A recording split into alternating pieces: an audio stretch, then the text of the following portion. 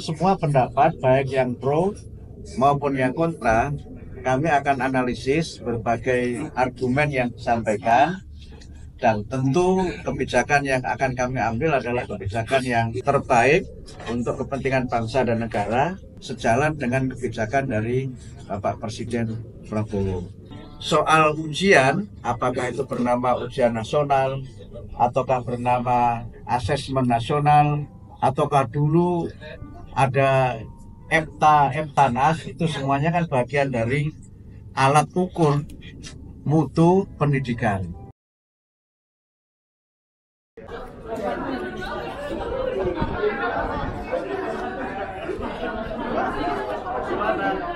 Enggak Pak. Assalamualaikum Mas Menteri. Wih, Mas Selamat Milad Muhammadiyah.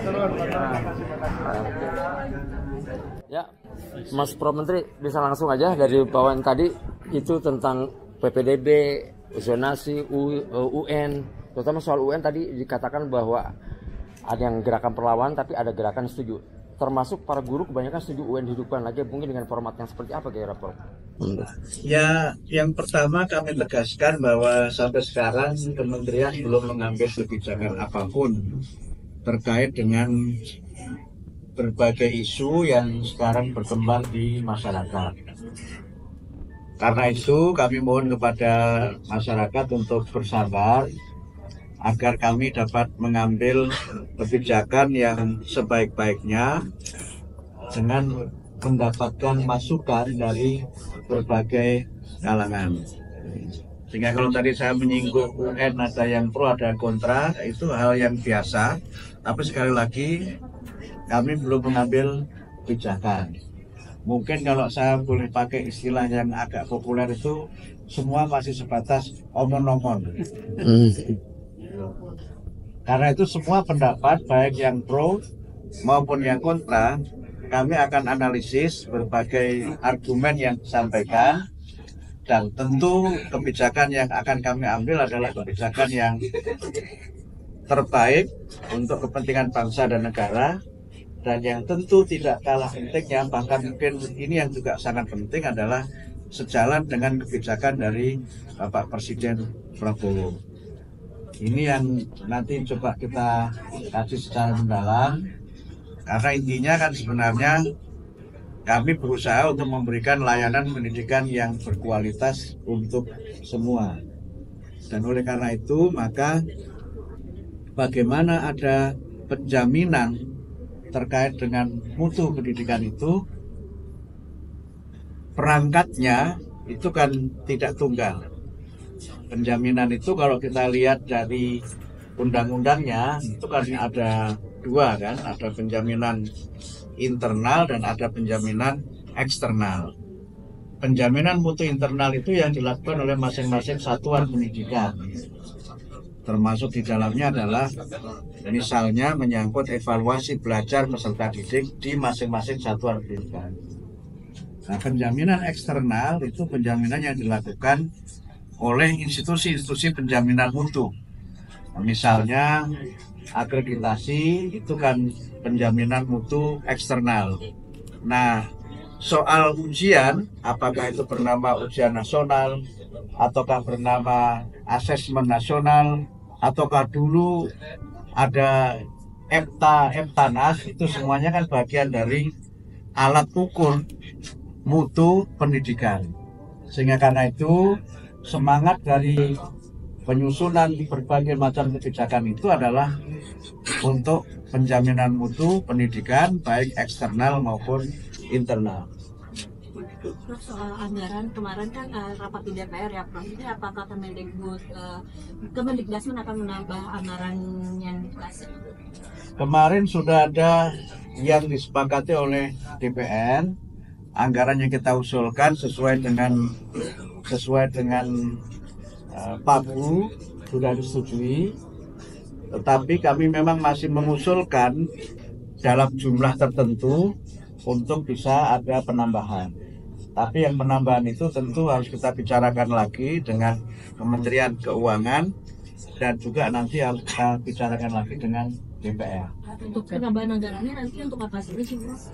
Oh, agak banyak ya. Saya tidak hafal, tapi yang jelas memang itu berkaitan dengan peningkatan mutu pendidikan dan berbagai kebijakan yang bersifat afirmatif. Prof, sebentar lagi pilkada. Tadi kan Prof menyinggung bahwa guru kerap jadi ada jabatan politis, mungkin ada himbauan untuk Anda. Ya, kami menghimbau kepada para guru untuk konsisten dengan profesinya sebagai pendidik dan tanpa mengurangi hak mereka sebagai warga negara untuk menentukan dan berpartisipasi dalam pemilihan kepala daerah. Kami menghimbau agar guru-guru tetap netral dan tidak menjadikan satuan pendidikan atau lembaga-lembaga pendidikan sebagai arena atau ajang kampanye calon-calon tertentu. Ini penting agar satuan pendidikan itu tetap menjadi institusi pendidikan. Kalau di luar satuan pendidikan, silahkan para guru berpartisipasi dalam politik, menentukan hak pilihnya. Dan kalau saya boleh mengusulkan ya, guru-guru jangan golput. Walaupun golput itu tidak melanggar undang-undang, tetapi golput menurut saya sikap politik yang tidak banyak manfaatnya dalam konteks kita membangun partisipasi dan aspirasi politik. Mas Menteri, soal P3K tadi bagaimana? P3K tadi gimana? Kemungkinan Kami masih menunggu jawaban surat yang kami kirimkan kepada Presiden. Tapi aspirasi yang kami terima dari banyak sekali organisasi, baik organisasi profesi maupun ormas-ormas yang menyelenggarakan pendidikan, saya kira 100% ya, 100% yang swasta itu, apalagi Muhammadiyah ya. enggak, Muhammadiyah salah satunya, itu meminta supaya guru-guru P3K itu dapat ditugaskan di sekolah-sekolah swasta. Prof, satu lagi, ini kan sekarang guru berlomba-lomba untuk menjadi guru penggerak karena mereka dijadikan sebagai salah satu syarat untuk menjadi kepala sekolah. Tadi Prof disinggung bahwa menjadi kepala sekolah tidak bisa instan. Apakah ini isyarat bahwa akan menjadi pertimbangan untuk kepala sekolah dari guru penggerak? Ya, banyak aspirasi dari masyarakat, juga dari para kepala-kepala dinas yang kami sempat bertemu, untuk kepala sekolah itu dipilih atau diangkat dari mereka yang memang betul-betul punya kompetensi. Mereka mengikuti dan mengalami berbagai proses untuk menjadi kepala sekolah.